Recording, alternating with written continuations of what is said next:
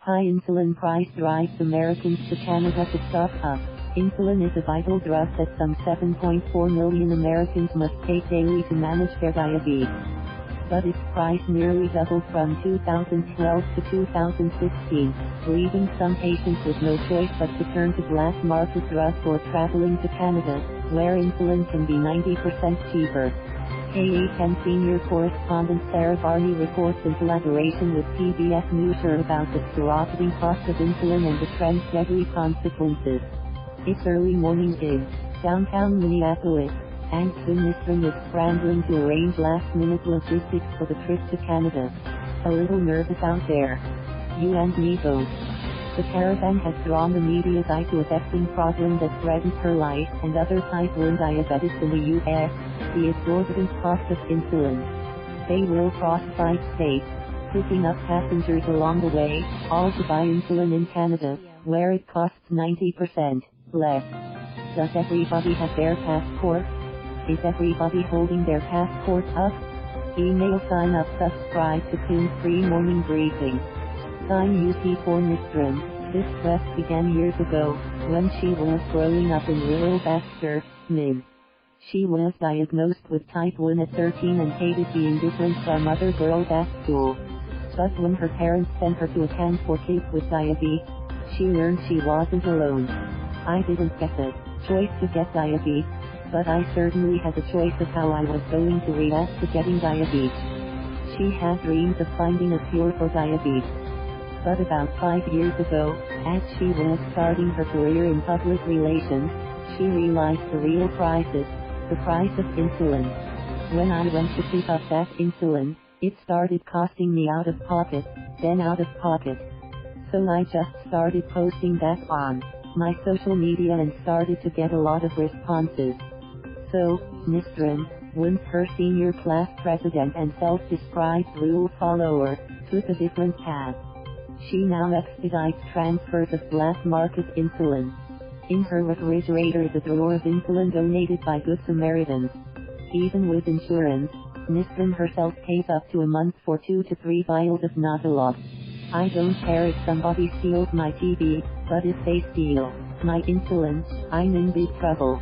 Between 2012 and 2016, the cost of insulin nearly doubled. Nisrin meets people online who can afford insulin, like Abigail Hansmeyer, who turned to this black market a decade ago. And with a special needs daughter and a tight budget, a trip to Canada isn't an option. In Washington this year, lawmakers have grilled executives from the 3 main producers Eli Lilly, Novo Nordisk and Sanofi and investigated price fixing. But, so far, no bills have passed. In May, Colorado became the first state to pass monthly insulin copayments act. And, in Minnesota, people like Nicole Smith-Holt have pushed for legislation to provide free or low-cost emergency insulin. Her son Alec, a type 1 diabetic, died because he couldn't afford the drug.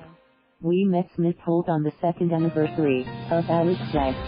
Her family has made a memorial in their backyard. When Alec turned 26, he was no longer allowed on his mother's insurance plan, and the restaurant he worked at didn't offer any. The lowest plan that we found was a month with a $600 deductible. That's really not affordable.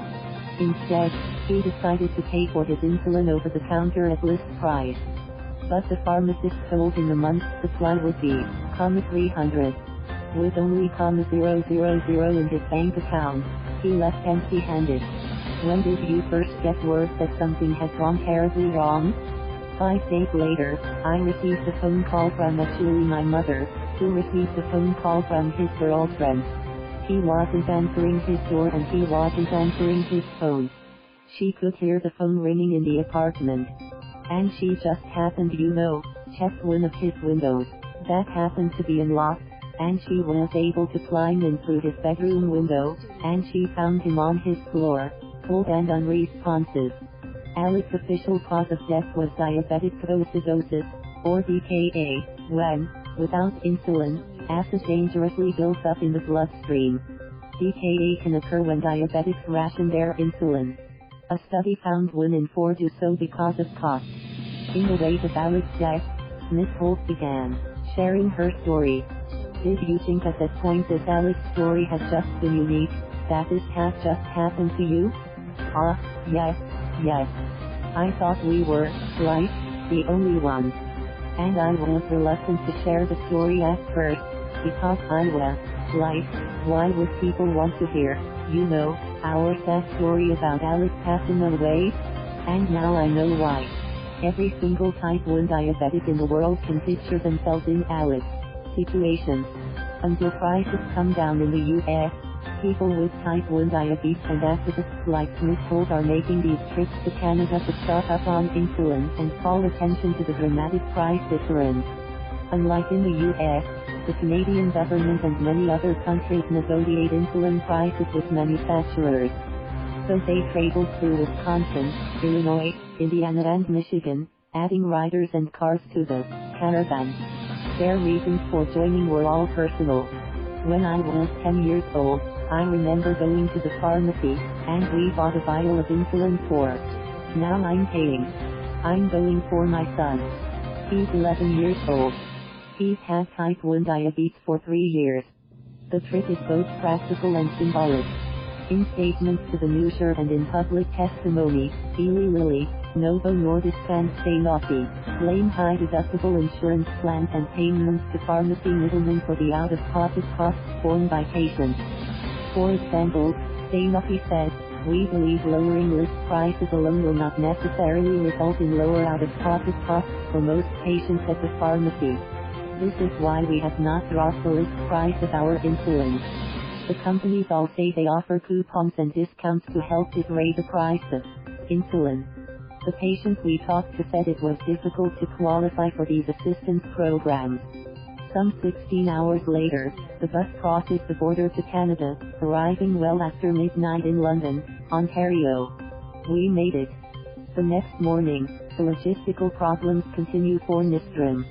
Multiple pharmacists have turned the group away, not wanting the media attention. The insulin's here. Let's go and get it. The group finally loads onto the bus and heads off to a local Walmart. At a pharmacy inside, one by one, they fill their prescriptions, some filming on their cell phones. I can buy 9 vials of this for significantly less than 1 vial. To mark the end of the trip, they head to a spot revered by diabetes activists. It was here in London, Ontario, at this house that Dr. Frederick Banting first had the idea that led to the discovery of insulin. That was nearly 100 years ago. Dr. Banting sold the patent for to the University of Toronto. Pharmaceutical companies started manufacturing the drug that remained cheap well into the 20th century. And, in Canada, insulin has stayed inexpensive. Nicole Smith-Holt said that she only knew she could have come here for Alec. She would have walked, crawled, done anything to save her son. And in a quiet, painful moment at the Banting house, she left some of Alec's ashes. For the PBS News and Tiger Health News, I'm Sarah Barney in London, Ontario. Thank you for watching. Please subscribe.